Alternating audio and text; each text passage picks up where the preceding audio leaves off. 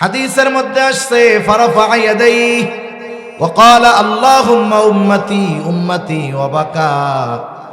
নবীজি দুই হাত উঁচু করে শুধু বলতেছে আল্লাহুম্মা উম্মতি উম্মতি, আল্লাহ আমার উম্মত আমার উম্মত, আর দুই চোখ দিয়ে অঝর ধারায় ধারায় পানি পড়তেছে।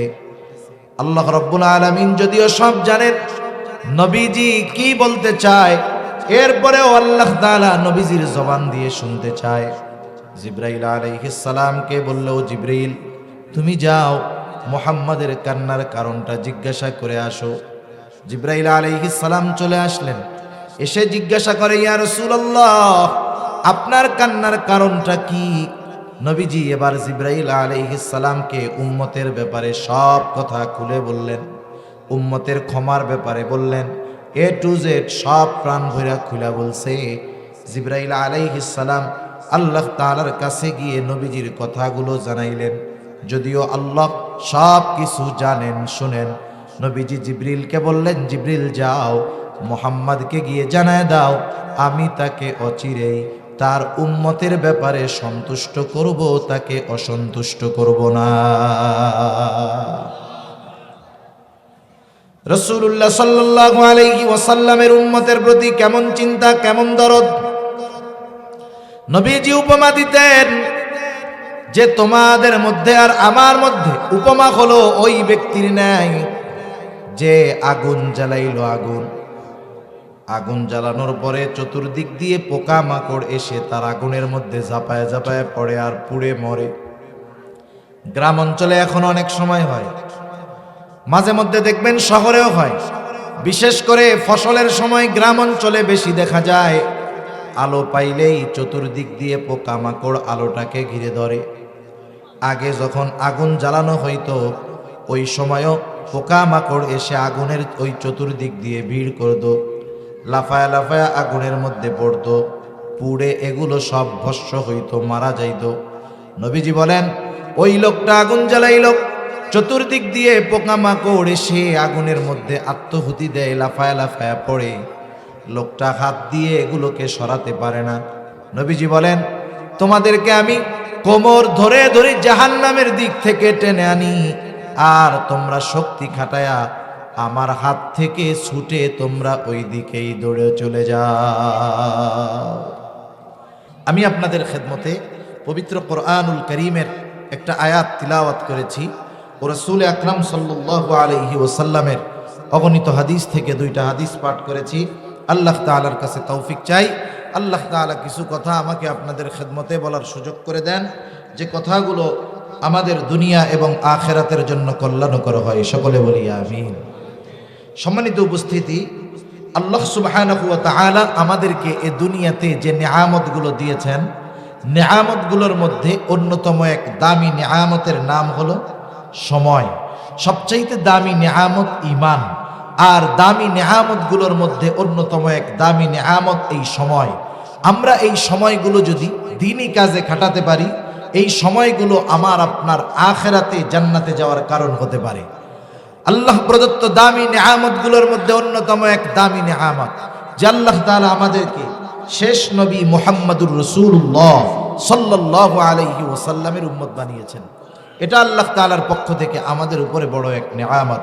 শুধু তাই না, রাসূল আকরাম সাল্লাল্লাহু আলাইহি ওয়াসাল্লাম তো আমাদের জন্য আল্লাহ তাআলার পক্ষ থেকে বিশেষ অনুগ্রহ, বিশেষ করে মুমিনদের জন্য আল্লাহ তাআলা কোরআনুল কারীমের মধ্যে সে কথা আমাদের জানায়া দেন। আল্লাহ তাআলা বলেন, লাকাদ মান্নাল্লাহু আলাল মুমিনিনা ইয বা'আসা ফীহিম রাসূলাম মিন আনফুসিহিম। আল্লাহ রাব্বুল আলামিন বলেন, আল্লাহ তাআলার পক্ষ থেকে মুমিনদের উপর বিশেষ অনুগ্রহ যে তিনি তাদের মধ্য থেকে তাদের জন্য একজন রাসূল প্রেরণ করেছেন। শুধু তাই না, আল্লাহ তাআলা বলেন, ইয বা'আসা ফীহিম রাসূলাম মিন আনফুসিহিম। আল্লাহ তাআলার বিশেষ অনুগ্রহ মুমিনদের উপর যে আল্লাহ তাআলা তাদের মধ্য থেকে তাদের জন্য একজন রাসূল প্রেরণ করেছেন। এই রাসূল কত বড় অনুগ্রহ মুমিনদের জন্য যে রাসূলুল্লাহ সাল্লাল্লাহু আলাইহি ওয়াসাল্লাম এই মুমিনদেরকেও সর্বোচ্চ মোহাব্বত এবং ভালোবাসতেন। কত বড় অনুগ্রহ নবী আমার আপনার উপর, যে নবীজি আমাদেরকে মোহাব্বত করেন, ভালোবাসেন। নবীজি যে আমাদেরকে ভালোবাসেন, মোহাব্বত করেন, আল্লাহ তাআলাও এই সাক্ষ্য কোরআনুল কারীমের মধ্যে দেন। আল্লাহ তাআলা বলেন, লাকাদ জাআকুম রাসূলুম মিন আনফুসিকুম আজিজুন আলাইহি মা আনিত্তুম হারিসুন আলাইকুম বিল মুমিনিনা রাউফুর রহিম। আল্লাহ রাব্বুল আলামিন বলেন, লাকাদ জাআকুম রাসূলুম মিন আনফুসিকুম আজিজুন আলাইহি মা আনিত্তুম হারিসুন আলাইকুম। আল্লাহ বলেন, মুমিনদের জন্য আল্লাহ তাআলা মুমিনদের মধ্য থেকেই একজন রাসূল প্রেরণ করেছেন। এই কথা জানায়া দেওয়ার পরে আল্লাহ তাআলা বলেন, তোমাদের মধ্য থেকে তোমাদের জন্য এমন একজন রাসূলের আগমন ঘটেছে, যিনি হলেন সমব্যথী। তার মানে উম্মত যেই বিষয়গুলোয় কষ্ট পায়, নবীও সেই বিষয়গুলোয় কষ্ট পায়। উম্মত যদি কোনো কারণে কষ্ট পায়, নবীজিও সেই কষ্টটা অনুভব করে, নবীজিও উম্মতের সেই কষ্টটা অনুভব করতে পারে মোহাব্বতের কারণে, ভালোবাসার কারণে। দুনিয়ার মধ্যে দেখবেন ছোট বাচ্চা যখন অসুস্থ হয়ে যায়, 3 বছর 2-3 বছরের বাচ্চা জ্বর হয়েছে গায়ে, প্রচণ্ড জ্বর, গা কেমন যেন পুড়ে যাইতেছে। ওই বাচ্চা যখন জ্বরাক্রান্ত হয়, কষ্ট পায়, ওই মা বাবা, ওই সন্তানের মা বাবা যখন পাশে থাকে, বলেন তো সন্তানের এই কষ্টটা মা বাবার কষ্ট পাওয়ার কারণ হয় কি হয় না? সন্তানের কষ্ট মা বাবার কষ্ট পাওয়ার কারণ হয়ে যায়। রাসূল আকরাম সাল্লাল্লাহু আলাইহি ওয়াসাল্লামের উম্মতের প্রতি এরকম দরদ, মোহাব্বত, মায়া, ভালোবাসা। কেমন ভালোবাসা উম্মতের জন্য? আব্দুল্লাহ ইবনে আমর ইবনুল আস রাদিয়াল্লাহু তাআলা আনহু থেকে বর্ণিত হাদিস, তিনি বলেন, আন্নান নাবিয়্য সাল্লাল্লাহু আলাইহি ওয়াসাল্লাম তালা মা কওলাল্লাহি আযজা ওয়া জাল্লা ফি ইব্রাহিম আলাইহিস সালাম। রাসূল আকরাম সাল্লাল্লাহু আলাইহি ওয়াসাল্লাম কোরআন থেকে তিলাওয়াত করলেন, যা আল্লাহ তাআলা ইব্রাহিম আলাইহিস সালামের ব্যাপারে নাজিল করেছেন। কি নাজিল করেছেন? আল্লাহ তাআলা ইব্রাহিম আলাইহিস সালাম তার গুনাহগার উম্মতের জন্য ক্ষমা চেয়ে আল্লাহ তাআলার কাছে দোয়া করেছেন। ওই দোয়ার খবরটা আল্লাহ তাআলা কোরআনুল কারীমে নাজিল করে জানায় দিয়েছে। প্রত্যেকটা নবী তার উম্মতকে ভালোবাসে, উম্মত গুনাহগার হোক আর নেককার হোক। ইব্রাহিম আলাইহিস সালাম তার উম্মতকে ভালোবাসে, বরং কিছু কিছু সময় বিষয়টা এমন হয়, নেককারের চাইতে বদকারের জন্য চিন্তা বেশি থাকে। অনেক অভিভাবক আছে, মা বাবা আছে, যাদের সন্তান 2-3টা সন্তান, 2টা সন্তান ভালো, একটা সন্তান দুষ্টু, মন্দ, পচা।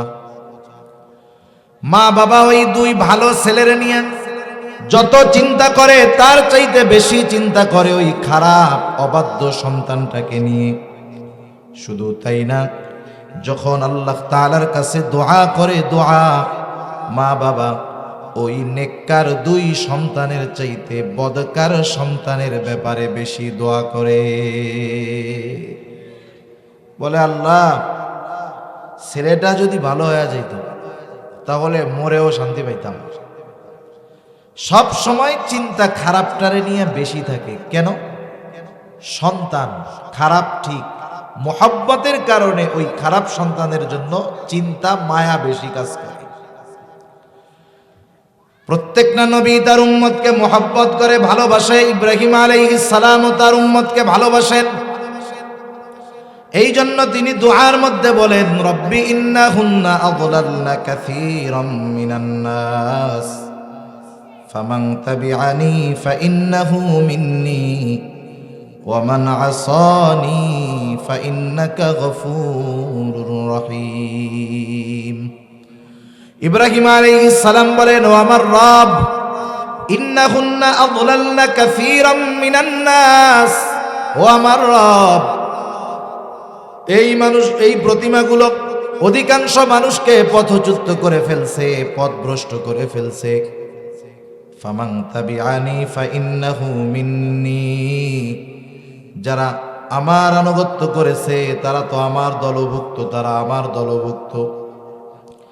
ওমান আসানি, যারা আমার আনুগত্য করে নাই, যারা মূর্তি পূজা বাদ দিয়ে ঈমান আনে নাই, কেমন যেন ইব্রাহিম আলাইহিস সালাতু ওয়াস সালাম বলেন, আল্লাহ, এরাও তো আমারই উম্মত। ইব্রাহিম আলাইহিস সালাম কেমন যেন এই গুনাহগার উম্মতের ব্যাপারে ক্ষমা চান। তিনি বলেন, আল্লাহ, আপনি আমার এই গুনাহগার উম্মতগুলাকেও মাফ কইরা দেন।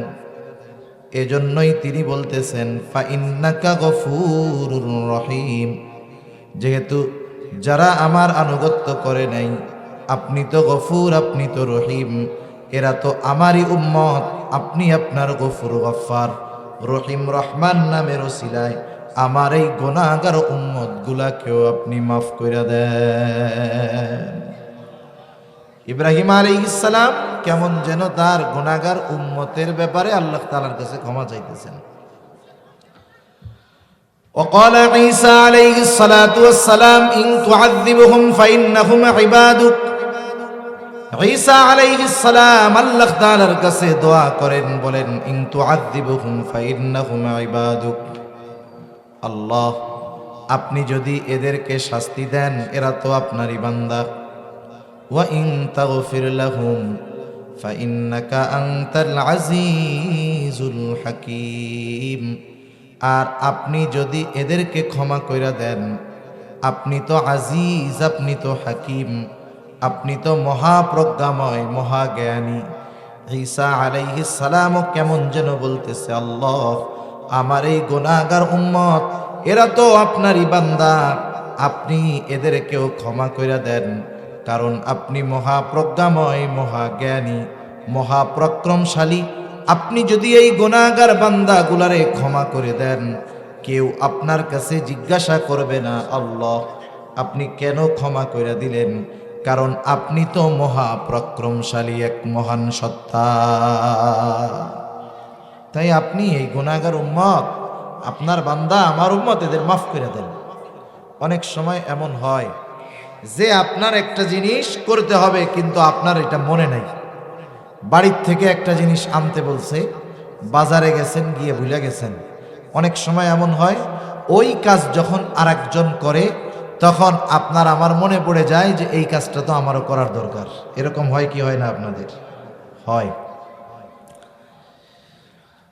রাসূলুল্লাহ সাল্লাল্লাহু আলাইহি ওয়াসাল্লাম যখন দুইজন নবী তার গুনাহগার উম্মতের ব্যাপারে আল্লাহ তাআলার কাছে ক্ষমা প্রার্থনার এই দোয়া, এই আয়াত তিলাওয়াত করলেন, নবীজির অন্তরেও তার গুনাহগার উম্মতের মায়া মহব্বতের কথা, দরদ স্মরণ হয়ে গেল। রাসূলুল্লাহ সাল্লাল্লাহু আলাইহি ওয়াসাল্লাম এইবার তার উম্মতের জন্য আল্লাহ তাআলার কাছে ক্ষমা প্রার্থনা শুরু করে দিলেন। হাদিসের মধ্যে আসছে, ফারাফা ইয়াদাইহি ওয়া ক্বালা আল্লাহুম্মা উম্মতি উম্মতি ওয়া বাকা, নবীজি দুই হাত উঁচু করে শুধু বলতেছে, আল্লাহুম্মা উম্মতি উম্মতি, আল্লাহ, আমার উম্মত, আমার উম্মত, আর দুই চোখ দিয়ে অঝর ধারায় ধারায় পানি পড়তেছে। আল্লাহ রাব্বুল আলামিন যদিও সব জানেন নবীজি কি বলতে চায়, এরপরেও আল্লাহ তাআলা নবীজির জবান দিয়ে শুনতে চায়। জিবরাইল আলাইহিস সালামকে বললেও, জিবরাইল, তুমি যাও মুহাম্মাদের কান্নার কারণটা জিজ্ঞাসা করে আসো। জিবরাইল আলাইহিস সালাম চলে আসলেন, এসে জিজ্ঞাসা করে, ইয়া রাসূলুল্লাহ, আপনার কান্নার কারণটা কি?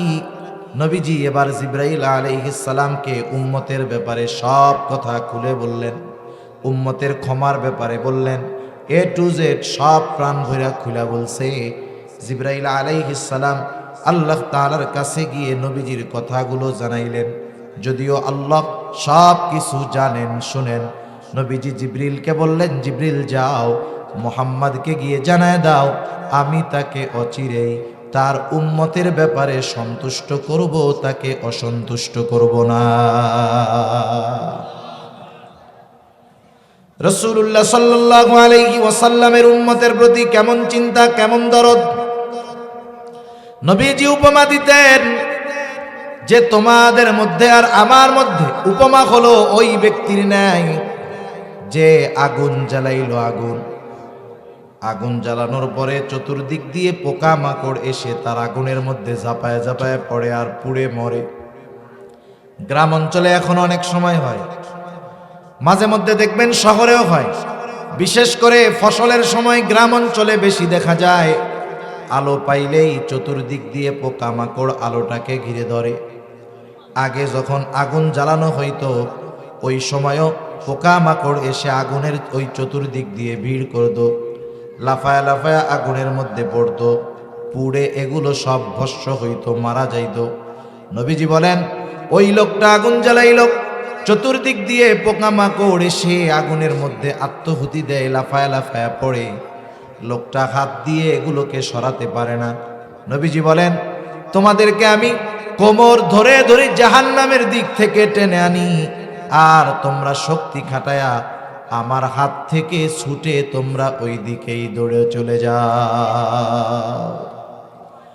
কতটুকু দরদ থাকলে, মায়া থাকলে নবীজি এরকম উপমা দিতে পারে। শুধু তাই না, কেমন দরদ নবীজির উম্মতের প্রতি। যেই উম্মতের দ্বারা নবীজি আঘাতপ্রাপ্ত হয়েছেন, যেই উম্মতের দ্বারা নবীজি আঘাতপ্রাপ্ত হয়েছেন, তাদের উপরেও নবীজি কখনো বদদুয়া দেন নাই। আল্লাহর কাছে বলেন নাই আল্লাহ এদেরকে শাস্তি দেন, সুযোগ থাকার পরেও বলেন নাই।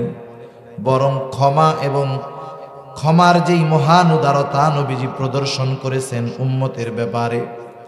রাসূলুল্লাহ সাল্লাল্লাহু আলাইহি ওয়াসাল্লাম যখন মক্কার ঈমান আনে না, নবীজি চলে গেছেন তায়েফ। তায়েফে যাওয়ার পরেও একই অবস্থা, নবীজির উপরে জুলুম অত্যাচার শুরু করে দিল। দলবদ্ধভাবে নবীজিকে পাথর নিক্ষেপ করতে শুরু করলো। যায়েদ রাদিয়াল্লাহু তাআলা আনহু নবীজির সাথে একা, তিনি ঠেকায় পারেন না। নবীজিকে পাথর দ্বারা এমন ভাবে জর্জরিত হয়ে গেছে, গা মুবারক রক্ত পড়ে পড়ে। নবীজি পথ চলতেন আর বলতেন বলো লা ইলাহা ইল্লাল্লাহ তুফলিহু, তোমরা বলো লা ইলাহা ইল্লাল্লাহ, সফল হয়ে যাইবা। তা নবীজির কথা তো মানতই না, পাথর দ্বারা আঘাত করে নবীজিকে। আঘাতের পরিমাণ কতটা ছিল, নবীজির গা বেয়ে বেয়ে রক্ত বের হয়েছে। আয়েশা সিদ্দিকা রাদিয়াল্লাহু তাআলা আনহা নবীজির গায়ে একদিন দেখতে পাইলেন অনেক দাগ। নবীজিকে জিজ্ঞাসা করতেছে ইয়া রাসূলুল্লাহ, আপনার কি কখনো বসন্ত হয়েছিল নাকি? আপনার কি কখনো অক্স হয়েছিল নাকি? নবীজি বলেন না আয়েশা, আমার কখনো এরকম কিছু হয় নাই। তাহলে ইয়া রাসূলুল্লাহ আপনার গায়ে কিসের দাগ এইগুলা? নবীজি বলেন ও আয়েশা, আমি যখন তায়েফের মানুষদেরকে দ্বীনের দাওয়াত দেওয়ার জন্য গেলাম, তারা আমাকে বুঝতে পারে নাই। তারা যেই পাথর আমাকে নিক্ষেপ করেছে, এই দাগ হলো তাদের নিক্ষিপ্ত পাথরের আঘাতের দাগ। নবীজিকে পাথর মারছে ছোট ছোট না, বড় বড় পাথর মেরেছে। আবার পাথরগুলো যে সমান গোল তাও না, পাথরগুলো ছিল চোখা এবং ধারালো, যার কারণে পাথরের আঘাতে গায়ে গর্ত হয়েছে, বের হয়েছে, এবং ওই দাগের চিহ্ন মুছে যায় নাই, থেকে গিয়েছে। কি পরিমাণ নবীজির গা দিয়ে বের হয়েছে, গায়ের পোশাক পুরো ভিজে গেছে। পোশাক ভিজে তো বেয়ে বেয়ে পড়ে নবীজির জুতার মধ্যে তো ঢুকে গেছে, শুকায়া জুতা পায়ের সাথে আটকে গেছে। পড়ন্ত বিকালে নবীজি সাল্লাল্লাহু আলাইহি ওয়াসাল্লাম একটা আঙ্গুর বাগানের পাশে বিশ্রাম নিচ্ছেন, একটু আরাম করতেছেন। সাধারণভাবে যদি কেউ রক্তদান করে থাকেন বুঝে থাকবেন, 100 গ্রাম 150 গ্রাম 200 গ্রাম তো যদি শরীর থেকে বাইর হয়, অনেক মানুষ তো দেওয়ার পরে 2-4 ঘন্টা উঠতে পারে না, অনেকে মাথা ঘুরে দিয়ে পড়ে যায়। নবীজির গা দিয়ে এর চাইতে অনেক বেশি পড়ছে। নবীজি ক্লান্ত শুয়ে আছেন। ইতিমধ্যে জিবরাইল আলাইহিস সালাতু ওয়াস সালাম হাজির। জিবরাইল আলাইহিস সালাম এসে নবীজিকে সালাম দিয়ে বলে ইয়া রাসূলুল্লাহ, এই কওম আপনার সাথে কেমন আচরণ করেছে আপনার মালিক সব দেখছে। আজকে আমি একা আসি নাই, আর একজন ফেরেশতাকে আমার সাথে পাঠানো হয়েছে, যে ইতিপূর্বে কখনো আপনার নিকটে আসে নাই। নবীজি বলেন এইবার ওই ফেরেশতা আমার কাছে আসলো, আমাকে এসে সালাম দিয়ে বলতেছে, ইয়া রাসূলুল্লাহ, এই কওম আপনার সাথে কেমন আচরণ করেছে আপনার মালিক সব জানে। তিনি আমাকে আপনার আদেশ পালন করার জন্য পাঠিয়েছেন। আপনি যদি নির্দেশ দেন, দুই দিকের পাহাড়, দুই পাহাড় দিয়ে তায়েফবাসীকে এমন ভাবে পিষে দেওয়া হবে যে তারা অস্তিত্বহীন হয়ে যাবে। এখানে যে একটা কওম ছিল, একটা সম্প্রদায় ছিল, এর কোনো চিহ্ন থাকবে না। নবীজি কি করলেন? আমরা হইলে কি করতাম? আমরা তো প্রতিশোধ পরায়ণ।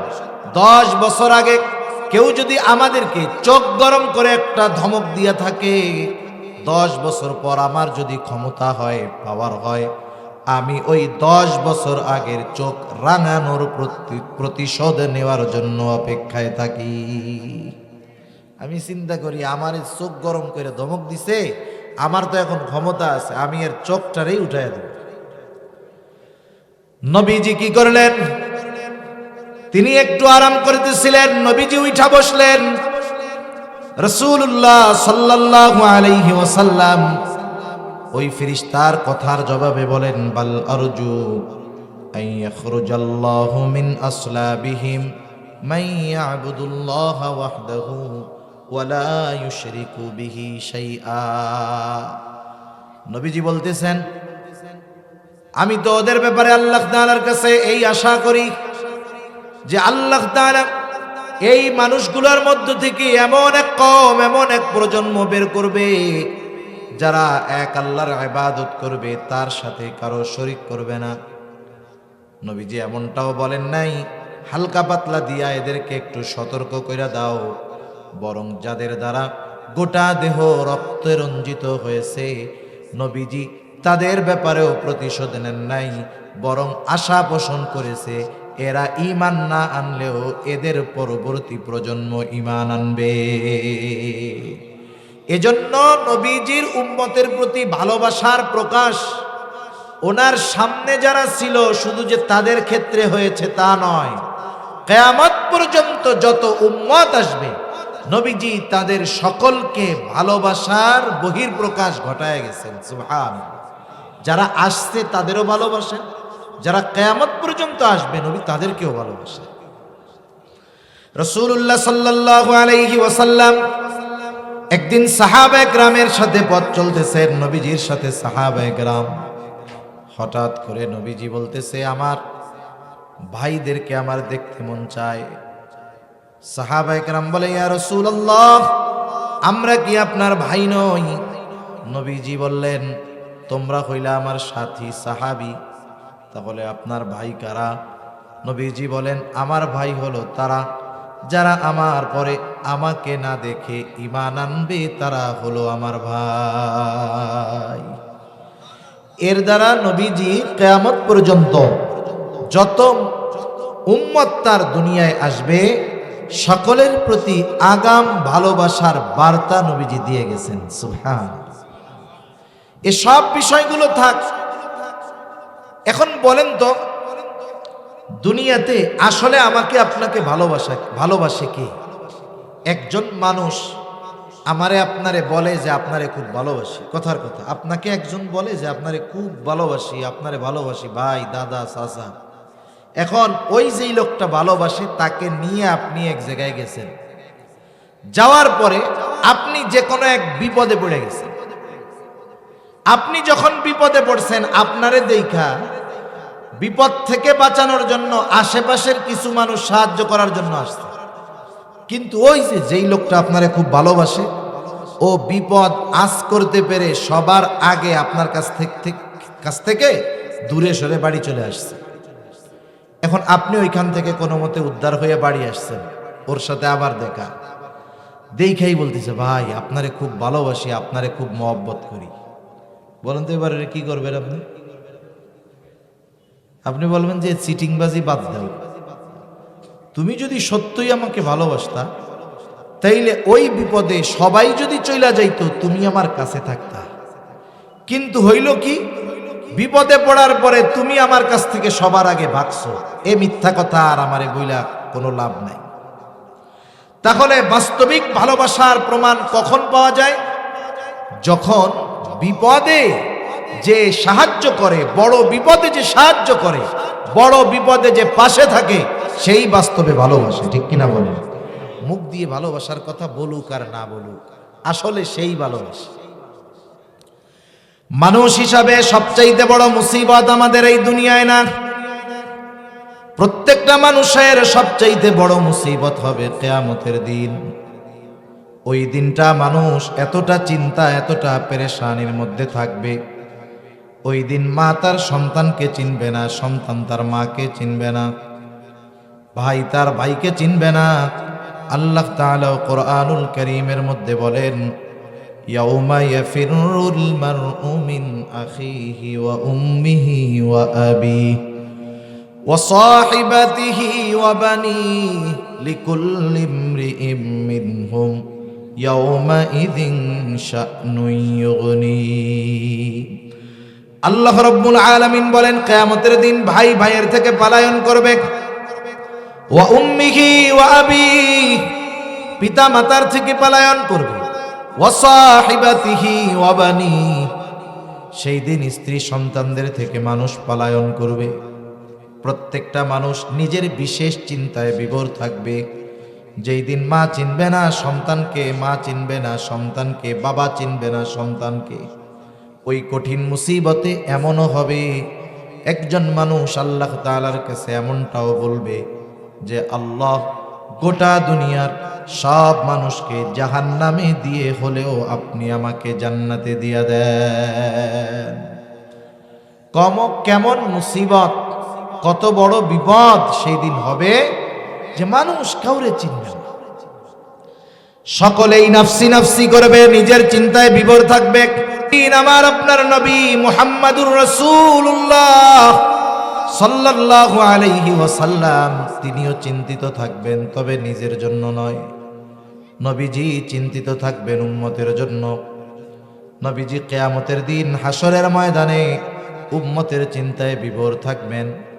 নবীজি একবার দৌড়িয়ে চলে যাবেন হাউজে কাউসারের কাছে, যেন তার কোনো উম্মত পানি পানে মাহরুম না হয়ে যায়। নবীজি আর একবার দৌড়ায় চলে যাবেন মিজানের কাছে, না জানি ওজনে কোনো উম্মত ধরা পড়ে না যায়। নবীজি আবার আর একবার দৌড়ায় চলে যাবেন পুলসিরাতের কাছে, না জানি তার কোনো উম্মত পুল পাড়ি দিতে ব্যর্থ হয়ে যায়। আবার দৌড়ায় চলে যাবেন জাহান্নামের কাছে, না জানি তার কোনো উম্মত জাহান্নামের মধ্যে দিয়ে দেয়। আবার যখন উম্মতের সুপারিশের প্রয়োজন হবে, আল্লাহর কুদরতি কদমে আল্লাহ রব্বুল আলামিনের নবী আমাদের জন্য সুপারিশ করতে হাজির হয়ে যাবে। উম্মতের চিন্তায় নবী বিভোর থাকবে। শুধু তাই না, সব নবী জান্নাত অভিমুখে চলে রওনা হয়ে যাবে। সকলেই জান্নাতের দোরগোড়ায় পৌঁছায় যাবে। জান্নাতের দরজা বন্ধ, জান্নাতের দরজা খোলা হবে না। জিজ্ঞাসা করা হবে, কেন খোলা হয় না? জবাব আসবে, যিনি আসলে খোলা হবে তিনি আসেন নাই। তিনি কে? তিনি হলেন মুহাম্মাদুর রাসূলুল্লাহ সাল্লাল্লাহু আলাইহি ওয়াসাল্লাম। কোথায় তিনি? তিনি এখনো হাসরের ময়দানে। কি করবেন?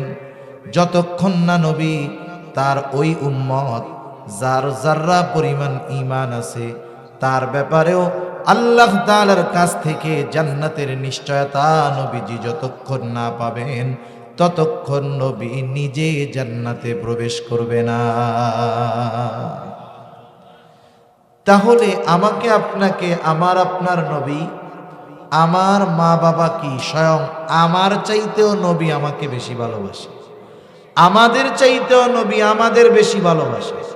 আমরা জাহান্নামের দিকে দৌড়াই, আমাদের চিন্তা নাই, কিন্তু উম্মত জাহান্নামে যাবে, কষ্ট পাবে, নবীজি এটা ফিল করেন, অনুভব করেন। এজন্যই তো নবীজি সমব্যথী।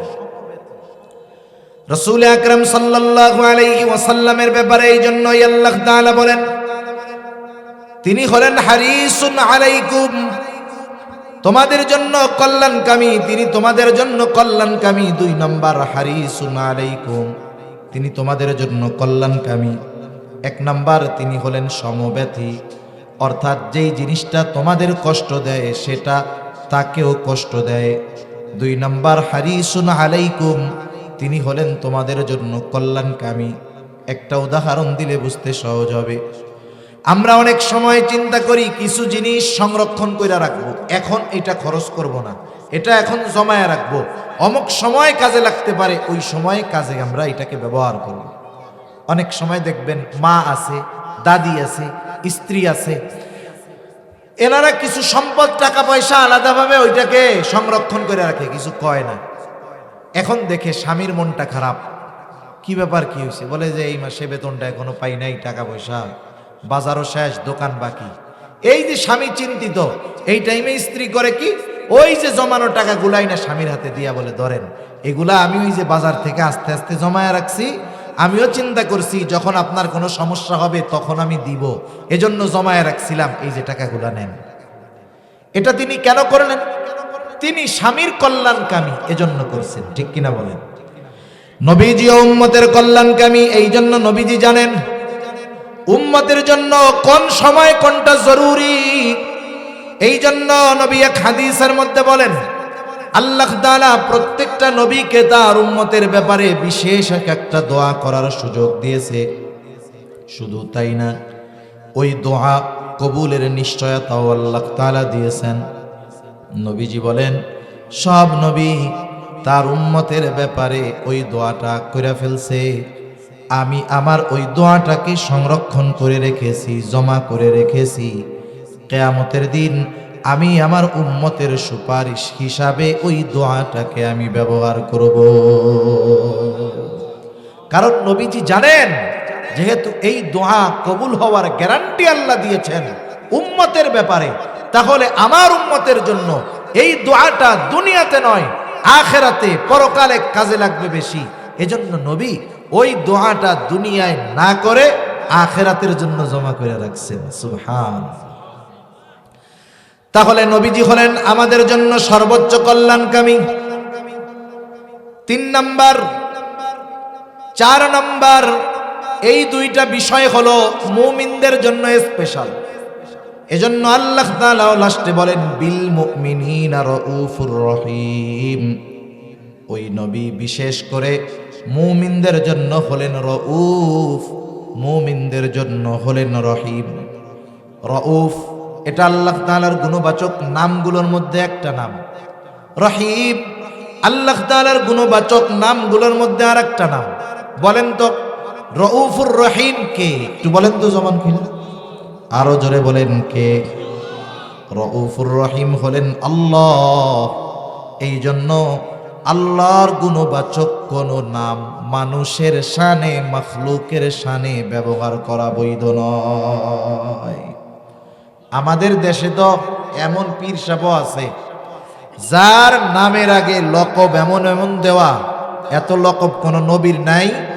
একেবারে আল্লাহর সাথে সম্পৃক্ত যেই শব্দগুলো, এগুলো পীরের নামে আগে লকব হিসাবে ব্যবহার করে। আছে আছে না নাই বলেন তো? বাংলাদেশে এক পীর আছে, তার নামের আগে 60-65টা লকব আছে। এই লকবগুলোর মধ্যে একটা লকব হলো সাহেবে কুন। নাউজুবিল্লাহ বলেন। সাহেবে কুন মানে বুঝেন? উনি এমন মানুষ, শুধু বলেন হও, সেটা সাথে সাথে হয়ে যায়। নাউজুবিল্লাহ। আল্লাহ তাআলা বলেন নিজের ব্যাপারে, আল্লাহ তাআলা জানায় দেন আমাদের, ইন্নামা আমরুহু ইযা আরাদা শাইআন আন ইয়াকুলা লাহু কুন ফায়াকুন। আল্লাহ তাআলা যেটা ইরাদা করেন, যেটা চান বা যেটা ইচ্ছা করেন, তিনি শুধু বলেন কুন, হও, ফায়াকুন, সেটা তৎক্ষণাৎ হয়ে যায়। তাহলে সাহেবে কুন কে? আরে জোরে বলেন না কে? আল্লাহ। অথচ ওনার নামের আগে লাগায় রাখছে এটা। আল্লাহ তাআলার গুণবাচক নাম যেগুলো, এগুলো আল্লাহর জন্যই খাস, এটা কোনো মানুষের জন্য হবে না। যেমন মনে করেন আমাদের দেশের প্রধানমন্ত্রী আছে না? বলেন তো প্রধানমন্ত্রীর নাম কি? শেখ হাসিনা কে? প্রধানমন্ত্রী। প্রধানমন্ত্রী তো ওনার নাম না, এটা ওনার একটা সিফত। তাহলে যিনি প্রধানমন্ত্রী তিনি শেখ হাসিনা। কেউ যদি প্রধানমন্ত্রী শব্দ উল্লেখ করে কোনো কথা বলে, ওটা যেমন শেখ হাসিনা পর্যন্ত যাবে। কেউ যদি শেখ হাসিনা বলে কোনো কথা বলে, ওটা প্রধানমন্ত্রী পর্যন্তই যাবে। ঠিক কিনা বলেন? দুজন একই ব্যক্তি। সুতরাং আল্লাহ তাআলার গুণবাচক নাম রহিম আল্লাহ, আল্লাহই রহিম। গফুর আল্লাহ, আল্লাহই গফুর। যিনি গফুর তিনি আল্লাহ, যিনি রহিম তিনি আল্লাহ, যিনি খালেক তিনি আল্লাহ, যিনি মালিক তিনি আল্লাহ, যিনি রাউফ তিনি আল্লাহ। তাহলে আল্লাহ তাআলার গুণবাচক নাম কোন মানুষের শানে ব্যবহার করা যাবে না। এজন্য নাম রাখার ক্ষেত্রেও, ডাকা এবং রাখার ক্ষেত্রেও সতর্কতা অবলম্বন জরুরি। যেমন আমাদের দেশে নাম রাখছে আব্দুল খালেক, মা বাবা আব্দুল খালেক রাখছে, মা বাবা আব্দুল মালিক রাখছে। ডাকার ক্ষেত্রেও আব্দুল খালেক আব্দুল মালিক ডাকার দরকার। কিন্তু কেমনে ডাকে? খালেক। মাঝে মধ্যে তো একটু তেড়া বেঁকা করে ডাকে, ও খালেক কে? আছে না এরকম? আপনি তাকে ডাকবেন আব্দুল খালেক, খালেকের বান্দা এটা বলে আপনি তারে খালেক বানায় ফেলতেছেন। এটা ঠিক না ডাকা। যদিও আমাদের মাকসাদ উদ্দেশ্য এটা থাকে না, তবে ডাকাটা ঠিক না। তাহলে একটু জবান খুলে বলেন তো, রউফুর রহিম কে? দুনিয়ার কোন মানুষ কি রউফুর রহিম হতে পারে? হতে পারে না। কিন্তু ওই রউফুর রহিম আল্লাহ নবীজির তার উম্মতের প্রতি কেমন দরদ, কেমন মায়া, কেমন মোহব্বত, কেমন ভালোবাসা, এটা বোঝানোর জন্য আল্লাহ তাআলা তার দুইটা গুণবাচক নাম রউফুর রহিম, এটা নবীজির শানে স্বয়ং আল্লাহ ব্যবহার করেছে। আল্লাহ তাআলা বলতেছে এই নবী হলেন এমন নবী যে মুমিনদের জন্য হলো রউফুর রহিম। তিনি হলেন মুমিনদের জন্য অতি সদয় পরম দয়ালু। আল্লাহ তাআলা তার হাবিবের ব্যাপারে বলতেছে যে তিনি হলেন তার মুমিন উম্মতদের ব্যাপারে অতি সদয় পরম দয়ালু। এই কথার দ্বারা এই বিষয়টা ক্লিয়ার হয়ে যায় যে আল্লাহ রাব্বুল আলামিন তার নবীকে কেমন ভালোবাসে, আর ওই নবী তার উম্মতদেরকে কেমন ভালোবাসে। তাহলে নবী যে আমাদের সম্পর্কের যারা আছে, মা হোক, বাবা হোক, ভাই হোক, বন্ধু হোক, সকলের চাইতে নবী যে আমাদের বেশি ভালোবাসে, কোনো সন্দেহ আছে? নবী যে সবচেয়ে বেশি ভালোবাসে, এ সাক্ষ্য কে দিয়েছে? জোরে বলেন কে? আল্লাহ দিয়েছে। এজন্য নবীকেও তো আমাদের ভালোবাসার দরকার। ভালোবাসার দরকার আছে না নাই? নবীর প্রতি উম্মতের ভালোবাসা হবে সর্বোচ্চ ভালোবাসা। এমন এক জিনিস, নবীকে ভালোবাসা নবীর অনুসরণের মাধ্যমে হয়। আর নবীকে ভালোবাসা এটা ঈমান সম্পৃক্ত বিষয়। এটা কিন্তু বিষয়টা এমন না যে সম্পর্কের ভালোবাসা, সম্পর্কের ভালোবাসা ঈমানের কারণে ত্যাগ করা যায়। সম্পর্কের ভালোবাসা ঈমানের কারণে বাড়বে, সম্পর্কের ভালোবাসা দ্বীনের কারণে কমবে। সাহাবায়ে কেরাম প্রমাণ করে দিয়েছেন, তারা প্র্যাকটিক্যাল দেখায় গিয়েছেন যে তারা তাদের নবীজির প্রতি ভালোবাসাকে সর্বোচ্চ প্রাধান্য দিয়েছেন। কারণ নবীজির প্রতি ভালোবাসা হলো মুমিনের ঈমান। রাসূলুল্লাহ সাল্লাল্লাহু আলাইহি ওয়াসাল্লাম বলেন, লা ইউমিনু আহাদুকুম হাত্তা আকুনা আহাব্বা ইলাইহি মিন ওয়ালিদিহি ওয়া ওয়ালাদিহি ওয়ান নাসি আজমাইন। নবীজি বলেন, তোমাদের মধ্যে কেউ ততক্ষণ পর্যন্ত মুমিন হতে পারবে না যতক্ষণ না সে তার পিতা মাতা, সন্তান সন্ততি সকলের চাইতে আমি নবীকে বেশি ভালো না বাসবে। নবীজিকে সর্বোচ্চ ভালোবাসতে হবে, নিজের জীবনের চাইতেও বেশি। হযরত ওমর রাদিয়াল্লাহু তাআলা আনহু একদিন নবীজির সাথে পথ চলতেছেন, হঠাৎ করে নিজেই বলেন, ইয়া রাসূলুল্লাহ, আমি আপনাকে আমার জীবনের পরে সবচাইতে বেশি ভালোবাসি। নবীজি বললেন, না ওমর, হয় নাই। হযরত ওমর একটু পরে পুনরায় আবার বলেন, ইয়া রাসূলুল্লাহ, এই মুহূর্ত থেকে আমি আপনাকে আমার জীবনের চাইতেও বেশি ভালোবাসি। নবীজি এবার বললেন, হ্যাঁ ওমর, হয়েছে। তাহলে নবীজিকে সর্বোচ্চ ভালোবাসতে হবে, সেটা হবে নিজের জীবনের চাইতেও বেশি। এক সাহাবীর ঘটনা শোনাই আপনাদের। বাপ মা যদি হয়, বাপ মারে ভালোবাসা যাবে না, এটা ইসলাম কখনো বলে না। বরং বাপ মা যদি হয় তাদেরকে বাবা মা হিসাবে ভালোবাসতে হবে, এটা ইসলামের নির্দেশ। কিন্তু যদি ইমানের কারণে বাবার সাথে দুশ্মনী করতে হয়, পিছপা হওয়া যাবে না। হইছে বদর একজন সাহাবী, জান্নাতের সুসংবাদ প্রাপ্ত 10 জনের একজনও তিনি। ওনার নাম হলো আবু উবাইদা ইবনুল জাররাহ রাদিয়াল্লাহু তাআলা। আবু উবাইদা গেছে, তাকায় দেখে আবু উবাইদার বাবা জাররাহ সেও যুদ্ধ করার জন্য আসছে এদের পক্ষে, মুসলমানদের বিপক্ষে। দীর্ঘদিন পর আবু উবাইদা তার বাবাকে দেখছে, বাবার প্রতি ভালোবাসা মহব্বত জাগ্রত হয়ে গেছে। মনে মনে চিন্তা করছে তো করব, কিন্তু বাবার মুখোমুখি হব না। বাবার থেকে সরে সরে আবু উবাইদা করে, কিন্তু বাবার নজরবিধি, বাবার আচার আচরণ দিকে খেয়াল করতেছে, গতিবিধি পরিলক্ষণ করতেছে যে বাপ কি করে। আবু উবাইদা একবার দেখলেন যে তার বাবা জাররাহ নবীজিকে আক্রমণ করার জন্য চেষ্টা করতেছে। আবু উবাইদা এক দৌড়ে গিয়ে বাবাকে দূরে সরায় দিলেন, আবার চলে আসলেন নিজের আগের জায়গায়, আবার যুদ্ধ করেন। বাবার গতিবিধি লক্ষ্য করতেছে। তিনি আবার দেখলেন তার বাবা জাররাহ নবীজির দিকে আক্রমণ করার জন্য অগ্রসর হয়। আবার তিনি গিয়ে বাবাকে দূরে ঠেলা দিয়ে আসলেন। তৃতীয়বার আবার খেয়াল করেন বাবার গতিবিধি, বাবা কি করে। দেখলেন আবার আক্রমণ করার জন্য অগ্রসর হইতেছে। এইবার আর আবু উবাইদা এটাকে বরদাস্ত করলেন না, নিজে গিয়া নিজের হাতে নিজের বাবাকে দুনিয়া থেকে বিদায় করে দিলেন। বাবাকে শেষ করে দিছে ছেলে, তো শেষ হয়েছে। মুসলমানরা তো জিতেছে, জয়ী হয়েছে, পরাজিত হয়েছে, কিন্তু ইতিহাস তো এরকম নাই।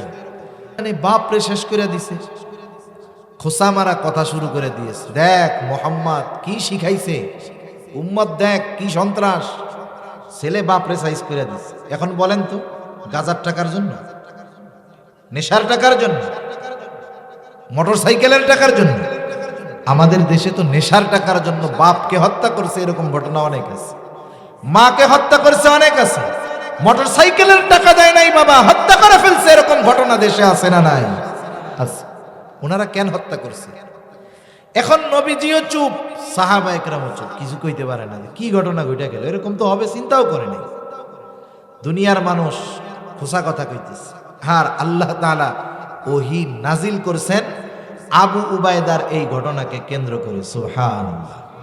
আল্লাহ তাআলা বলেন, লা তাজিদু কওমান ইউমিনুনা বিল্লাহি ওয়াল ইয়াউমিল আখির ইউআদ্দুনা মান হাদ্দাল্লাহা ওয়া রাসূলাহু ওয়ালাউ কানু আবাআহুম আও আবনাআহুম আও ইখওয়ানাহুম আও আশীরাতাহুম উলাইকা কাতাবা ফি কুলুবিহিমুল ঈমান ওয়া আইয়াদাহুম বিরূহিম মিন ওয়া ইউদখিলুহুম জান্নাতিন তাজরি মিন তাহতিহাল আনহারু খালিদিনা ফিহা রাদিয়াল্লাহু আনহুম ওয়া রাদু আন উলাইকা হিজবুল্লাহ আলা ইন্না হিজবাল্লাহি হুমুল মুফলিহুন। আল্লাহ রাব্বুল আলামিন বলেন, আপনি এমন কোন সম্প্রদায়কে পাবেন না যারা আল্লাহর প্রতি, আখিরাতের প্রতি ঈমান আনছে, যে তারা ইউআদ্দুনা মান হাদ্দাল্লাহা ওয়া রাসূলাহু, ওই সমস্ত লোকদের সাথে তারা সম্পর্ক রাখে যারা আল্লাহ এবং রাসূলের প্রতি বিদ্বেষ পোষণ করে। এই মুমিনরা আল্লাহ এবং রাসূলের প্রতি বিদ্বেষ পোষণকারীদের সাথে সম্পর্ক রাখে না। ওয়ালাউ কানু আবাআহুম, ওই বিদ্বেষ পোষণকারী যদি ওই ইমানদারের বাবাও হয়, বাবা হলেও সম্পর্ক রাখে না, সন্তান হলেও রাখে না, ভাই হলেও রাখে না, বংশ জ্ঞাতি যে হয় হোক, কারোর সাথে তারা সম্পর্ক রাখে না। প্রয়োজনে ঈমানের জন্য, আল্লাহর জন্য যদি বাবার বিরুদ্ধে অস্ত্র ধারণ করতে হয় তারা সেটাও করে। সুবহানাল্লাহ। রাসূল আকরাম সাল্লাল্লাহু আলাইহি ওয়াসাল্লামের প্রতি সাহাবা একরামের মহব্বত এরকম ছিল। সেজন্য নবীজি আমাদের ভালোবাসেন সাধারণ যুক্তি বলে। নবীজি এত ভালোবাসেন, আমাদেরকেও নবীজিকে সর্বোচ্চ ভালোবাসার দরকার আছে না নাই? একটু জোরে বলেন না, আছে না নাই? যেহেতু আল্লাহর ঘোষণার মাধ্যমে জানলাম নবীজি আমাদের ভালোবাসেন, তাহলে নবীজিকেও আমাদের ভালোবাসার দরকার। তবে নবীজিকে কেমনে ভালোবাসবো, কোন পদ্ধতিতে ভালোবাসবো, দুনিয়ার কাউকে এই পদ্ধতি আমাদের শিখায় দেওয়া লাগবে না। নবীজিকে ভালোবাসার পদ্ধতি স্বয়ং আল্লাহ এবং তার রাসূলই আমাদের জানায় দিয়েছে। ওই পদ্ধতি অবলম্বন করলেই নবীকে প্রকৃত ভালোবাসা হবে, নইলে দুনিয়ার পদ্ধতি অবলম্বন করে বাস্তবে নবীকে ভালোবাসা হয় না। রাসূলুল্লাহ সাল্লাল্লাহু আলাইহি ওয়াসাল্লামও জানেন যে উম্মত চিন্তা করবে কেমনে ভালোবাসবে। এজন্য রাসূলুল্লাহ সাল্লাল্লাহু আলাইহি ওয়াসাল্লাম জানায় দেন, মান আহাব্বা সুন্নতি ফাকাদ আহাব্বানি ওয়া মান আহাব্বানি কানা মাই ফিল জান্নাহ। নবীজি বলেন, যে আমার সুন্নাতকে ভালোবাসলো সে আমি নবীকে ভালোবাসলো, আর আমি নবীকে যে ভালোবাসলো সে আমি নবীর সাথে জান্নাতে থাকবে। তাহলে নবীকে ভালোবাসার মাধ্যমে, সুন্নাতকে ভালোবাসার মাধ্যমে নবীকে ভালোবাসা হয়। নবীকে ভালোবাসলে নবীর সাথে জান্নাতে থাকা যায়, ঠিক কি না? এখন দেখেন, নবীর সাথে জান্নাতে থাকতে পারা এটা বড় সৌভাগ্যের ব্যাপার। নবীর সাথে যদি জান্নাতে থাকতে হয় তাহলে তো আগে জান্নাতে যেতে হবে। জান্নাতে যাইতে হইলে কি করণীয় নবীজি সেটাও বলেন।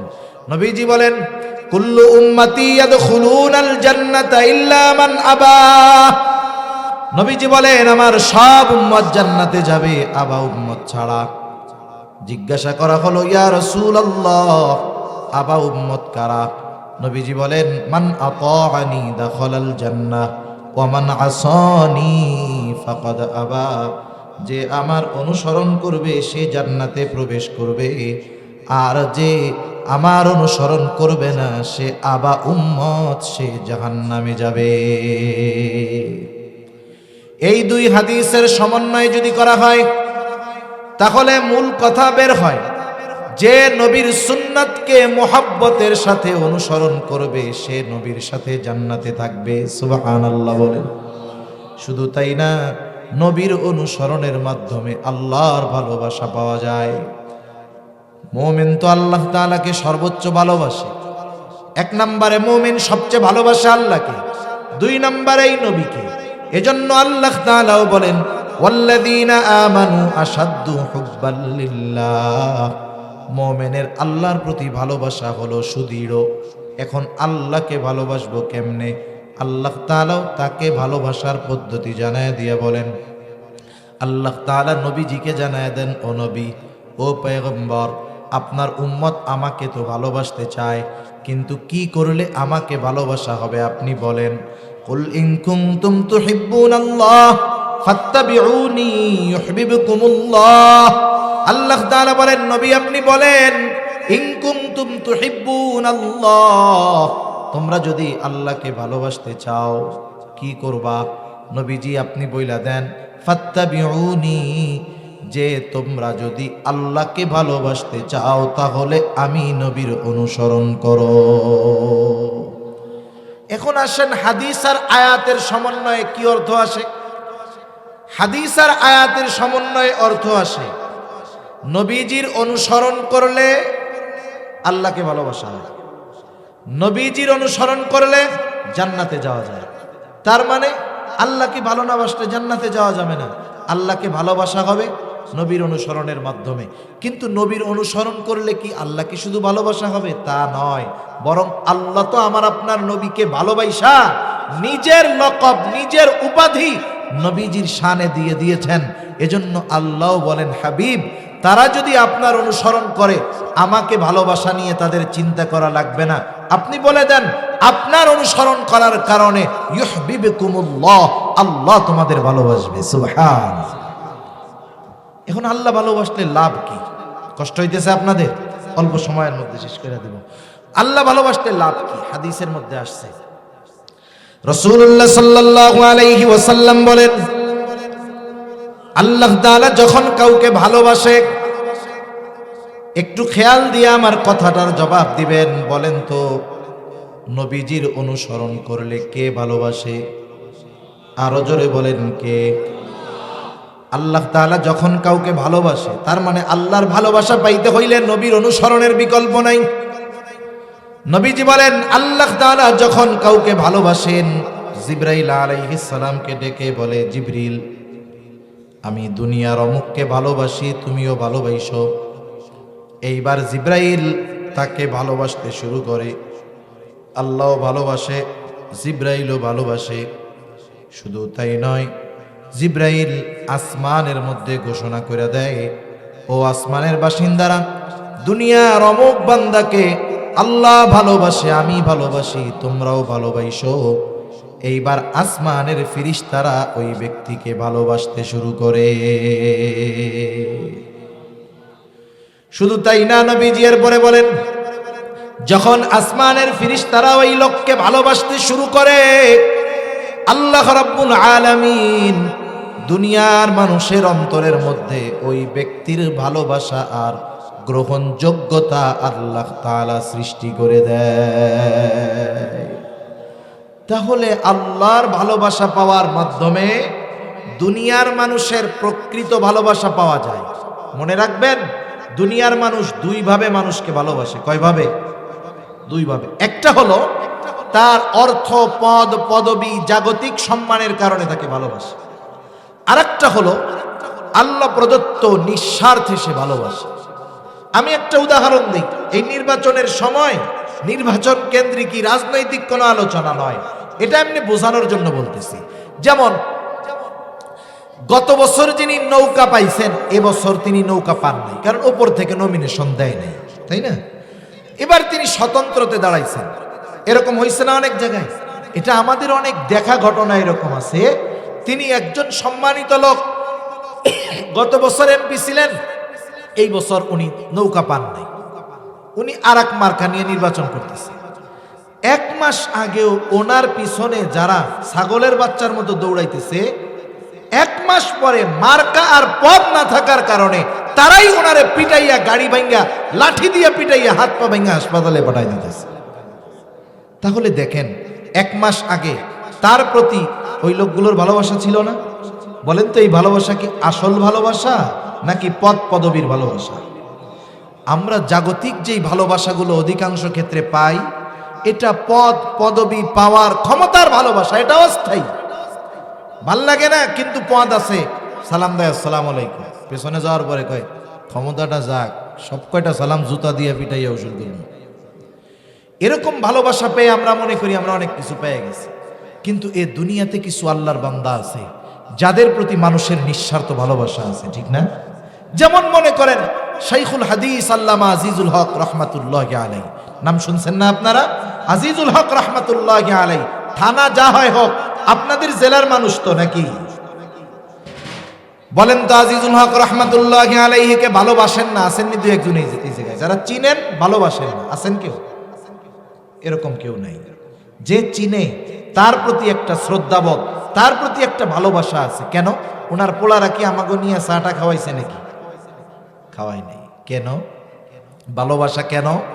কারণ আল্লামা আজিজুল হক আসমানওয়ালার ভালোবাসা অর্জন করতে পেরেছে, ফিরিস্তাদের ভালোবাসা অর্জন করতে পেরেছে। এজন্য এ দুনিয়ার যেই মানুষই তাকে চিনে, একটা শ্রদ্ধাবোধ, ভালোবাসা অন্তরে জাগ্রত হয়ে ওঠে, ঠিক কিনা বলেন? এজন্য নবীর অনুসরণের মাধ্যমে আল্লাহর ভালোবাসা পাইলে দুনিয়ারও লাভ। তাহলে আমরা যেই মূল কথার দিকে যাই, নবীজিকে ভালোবাসার পদ্ধতি হলো নবীজির সুন্নাতকে মহব্বতের সাথে অনুসরণ করা। মনে রাখতে হবে, নবীজির সুন্নাত যার মধ্যে নাই, আল্লাহর ভালোবাসাও সে কিন্তু পাবে না। সর্বশেষ একটা কথা বলে আলোচনা শেষ করি। এই দুনিয়ার হায়াতটা হলো সবচাইতে মূল্যবান সম্পদগুলোর মধ্যে অন্যতম। এই মূল্যবান সম্পদ প্রতিনিয়ত আমরা খরচ করতেছি, ব্যয় করতেছি। একটা দিন আমার আপনার নির্দিষ্ট ওই হায়াত, মূল্যবান সম্পদটা শেষ হয়ে যাবে। তখন মালাকুল মউত চলে আসবে। আমার আপনার মরণ হবে, এই দুনিয়া থেকে আমাকে আপনাকে বিদায় নিতে হবে। মানুষ যখন মারা যায়, মানুষ মারা যাওয়ার পরে তাকে সুন্দরভাবে গোসল দেওয়া হয়, কাফনের কাপড় পরানো হয়, এরপরে জানাজা হয়। এইবার খাটিয়াটাকে ধরে কবরস্থানে নিয়ে যাওয়া হয়, লাশটাকে কবরস্থ করা হবে। এই জন্য তার আখেরাতের চূড়ান্ত সফরের প্রথম ঘাঁটি কবরে রাখা হবে। এই জন্য আমাদের অঞ্চলে যখন কোনো মাইয়াতকে কবরের মধ্যে নামানো হয়, তখন একটা দোয়া পড়া হয়। এই দোয়াটা আপনাদের জানা আছে নাকি? বলেন তো, কি পইড়া কবরের মধ্যে লাশটারে নামানো হয়? বিসমিল্লাহি ওয়া আলা মিল্লাতি রাসূলিল্লাহ। এই দোয়া পড়ে লাশ কবরে নামানো হয়। আমি মারা গেলে আমার ক্ষেত্রেও এই দোয়াটা পড়ে কবরে নামানো হবে। তো জানাজা দিয়ে লাশটাকে কবরে রাখা হয়, ওর ক্ষেত্রেও পড়া হবে বিসমিল্লাহি ওয়া আলা মিল্লাতি রাসূলিল্লাহ।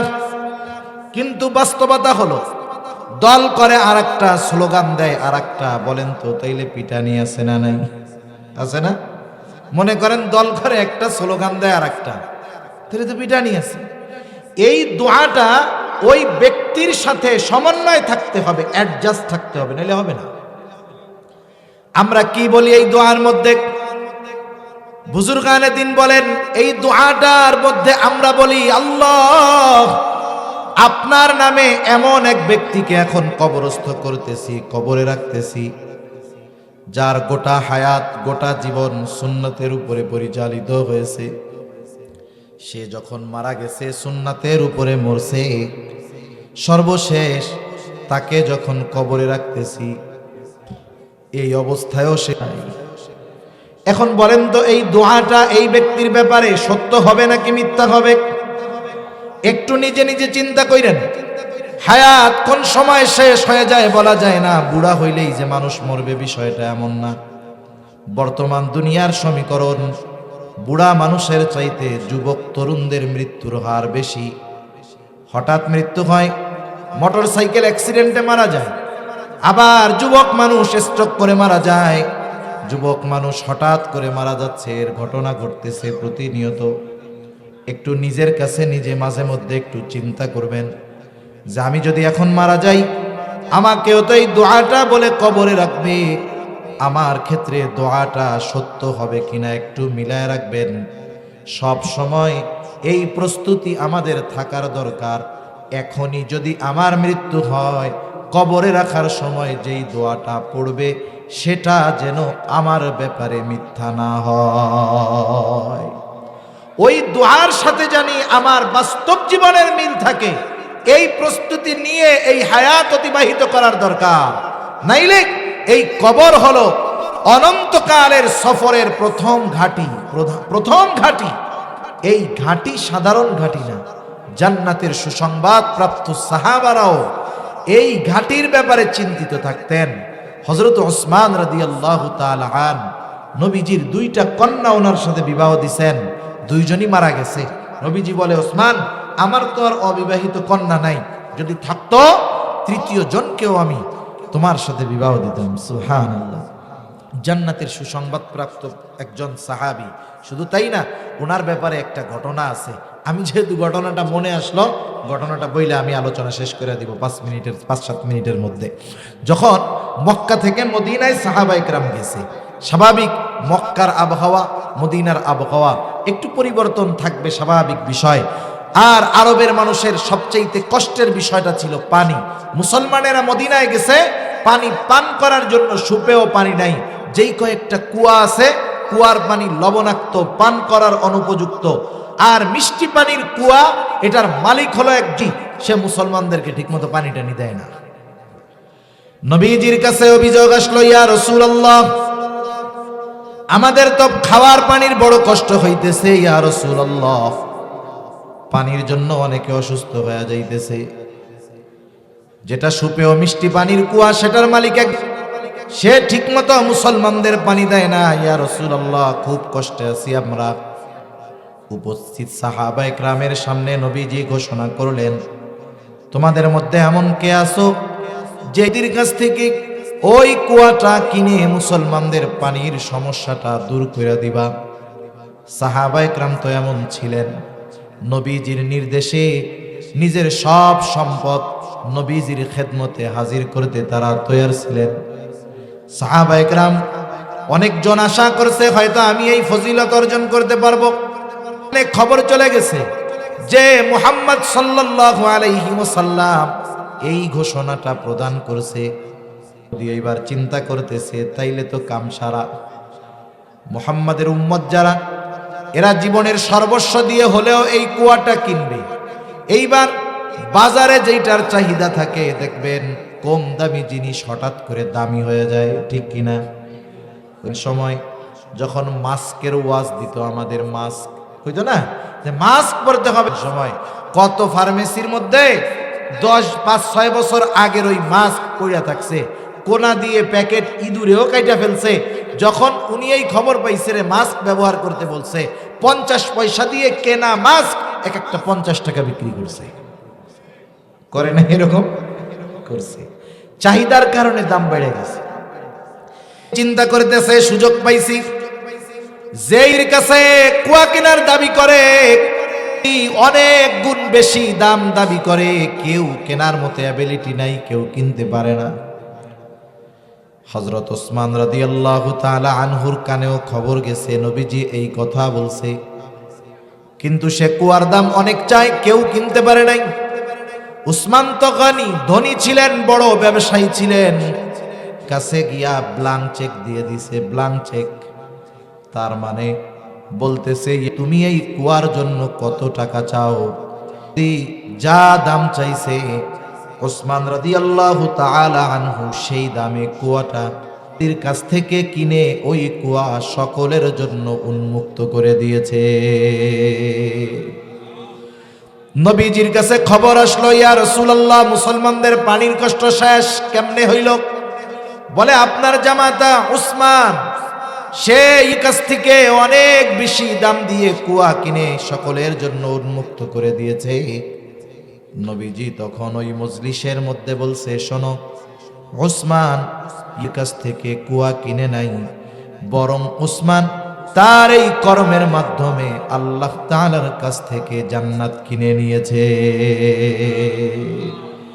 এই মানুষটাও কবরের ব্যাপারে এত ভীত চিন্তিত ছিলেন, কান্না করতেন। জিজ্ঞাসা করা হইতো যে আপনি তো জান্নাতের সুসংবাদ পাইছেন, আপনি কান্না করেন কেন নবীজি? তখন উসমান রাদিয়াল্লাহু তাআলা আনহু বলতেন, নবীজি তো আমাকে জান্নাতের সুসংবাদ দিয়েছে, কবরে আমার সাথে কেমন আচরণ করা হবে এটা তো আমাকে বলে নাই। ওই অনন্তকালের চূড়ান্ত সফরের প্রথম ঘাটি কবরে যদি আমাকে রাখা হয় আমার ব্যাপারে একটা মিথ্যা কথা দিয়ে, এটা আমার আপনার জন্য বড় দুর্ভাগ্যের ব্যাপার। এজন্য যেই নবী আমাদেরকে এত ভালোবাসেন, সেই নবীর ভালোবাসার প্রতিদান ঈমানি এই মোহাব্বত নবীজির প্রতি প্রদর্শন করতে গিয়ে সুন্নাতের উপরে যেহেতু চলতে হবে, দুনিয়ার মানুষ যদি সুন্নাতের উপরে চলার কারণে তিরস্কারও করে, পিছপা না হয়ে নবীর সুন্নাতের পরিপূর্ণ অনুসরণকারী হওয়া যাবে তো ইনশাআল্লাহ। শুনেন, দুনিয়াতে ভালো কাজ করতে গেলে বাধা আসবে, মানুষের কথা আসবে। এখন যুবক অনেক দাড়ি রাখে না। এখন কথা হইলো যে কি হুজুর দুনিয়ায় কি আর সুন্নাত নাই? আপনারা হুজুররা পাইছেন শুধু দাড়ির কথাই করেন। এখন দাড়ির সুন্নাতের কথা কেন বলে? বুজুর্গ উলামায়ে কেরাম বলেন, দাড়ি হলো এমন একটা সুন্নাত যেটা বাকি অনেক সুন্নাতকে সহজ করে দেয়। দাড়ি হলো এমন এক সুন্নাত, এক সুন্নাত অনেক গুনাহ থেকে বাঁচার কারণ হয়। মনে করেন এক লোকের দাড়ি আছে কিন্তু নামাজ কালাম পড়ে না, এরকম লোক সমাজে আছে না? অনেক আছে। দাড়ি আছে কিন্তু নামাজ পড়ে না, বেনামাজি। ওই দাড়ি আছে তার, সে যদি একটা গুনাহ করে বা অন্যান্য অপরাধ করে, মানুষ বলে আরে মিয়া দাড়ি রাইখা আপনি এই কাজটা করলেন। এই যে কথাটা বলে যে দাড়ি রাইখা এই কাজটা করলেন, তার মানে দাড়ির প্রতি তার আর স্পেশাল একটা শ্রদ্ধাবোধ, মোহাব্বত, ভালোবাসা আছে, এজন্যই বলে। এখন অনেক যুবকদেরকে দাড়ি রাখতে বলে দাড়ি রাখে না। কেন রাখো না? বলে এখন তো হুজুর কলেজে পড়ি, হাই স্কুলে পড়ি, সকলে ভাইয়া বলে, দাড়ি রাখলে তো আমার দাদাও আমার চাচা ডাকা শুরু করবে। বাসের মধ্যে দেখেন না অনেক দাড়িওয়ালা যারা আছে এরা বুঝবে তো, দেখা যাবে কন্ট্রাক্টর তার দাড়ি নাই কিন্তু মরতে কয়দিন বাকি, 70 বছর বয়স, ওই 18 20 বছর 25 বছরের এক যুবক তারে বলতেছে কাকা কাকা একটু পিছনে যান পিছনে যান, অথচ দাদার বয়সী লোক দাড়ির কারণে কাকা বলতেছে। অনেকেই চিন্তা করে দাড়ি রাখে না যে হুজুর এখন আর ভাইয়া বলবে না, তাইলে আমার চাচা ডাকা শুরু করবে। আবার কতজন আছে লেখাপড়া শেষ চাকরি বাকরি করে এখনো দাড়ি রাখে না, নামাজ কালাম পড়ে দাড়ি রাখো না কেন? বলে দাড়ি রাখলে ভালো মেয়েরা পছন্দ করবে না, বিবাহ শাদী ভালো হবে না। আপনারা আমার একটু বলেন তো, নবীজি 4টি বিষয় দেখে বিবাহ করতে বলছে। কয়টি বিষয়? একটা হলো সৌন্দর্য, একটা হলো বংশ, একটা হলো সম্পদ। নবীজি বলেন এরপরে হলো দিন, তবে ফাজফার বিদাতি দিন, দিনকে প্রাধান্য দাও। দিনদারিত্ব আছে, বাকি 3টা নাই। বিবাহ যদি হয়ে যায় সবর করো, এই দিনদার মেয়ের থেকে হয়তো আল্লাহ এমন সন্তান দিবে যেটা তোমার চক্ষু এবং হৃদয়ের প্রশান্তির কারণ হবে, ঠিক কিনা বলো? আর দিন নাই, বাকি 3টা আছে। দিন নাই, সৌন্দর্য আছে। দিন নাই, টাকা পয়সা আছে। দিন নাই, অনেক উচ্চ বংশীয়। তুমি যদি চিন্তা করো যে ওই সুন্দরী টাকা পয়সাওয়ালা উচ্চ শিক্ষিতা সে আমারে বিবাহ করবে না আমার দাড়ি থাকলে, সে পছন্দ করবে না আমাকে দাড়ি থাকলে, হ্যাঁ হতে পারে তুমি টাকাওয়ালা মেয়ে বাবা, হতে পারে তুমি সুন্দরী পাবা, হতে পারে তুমি অনেক বংশীয় পাবা, কিন্তু আমি তোমারে বলি পরকালে তুমি জান্নাতি না জাহান্নামী সেটা আল্লাহ ভালো জানে। কিন্তু ওই দিনহীন সুন্দরী টাকাওয়ালা বংশীয় মেয়েটা যে নবীর সুন্নাতকে পছন্দ করে না, ওকে ঘরে আনার পরে আখেরাতে কি হবে জানি না, কিন্তু দুনিয়ায় একটা ছোট্ট জাহান্নাম আশা করা যায়, তুমি দেখতে পারবা। দুনিয়ায় ছোট্ট একটা জাহান্নাম দেখতে পারবা। এজন্য যেই মেয়ে সুন্নাতকে পছন্দ করে না সেই মেয়ে ভালো হয় কোন যুক্তিতে, আমার এটা বুঝে আসে না। এজন্য দুনিয়ার মানুষ তিরস্কার করুক, অনেক সময় দেখবেন একজন আরেকজনকে ফলো করতে গিয়ে যদি কেউ তিরস্কার করে ওকে, ও ছোট মনে করে না নিজেকে। যেমন বিশ্বকাপ ফুটবল খেলা আসলে আমরা কিন্তু হরেক রকমের চুলের কাটিং দেখি, দেখেন না আপনারা? কত রকমের কাটিং, মোরগ কাটিং দেখেন নাই? এই মধ্যে দিয়ে আছে, চারদিক দিয়ে নাই।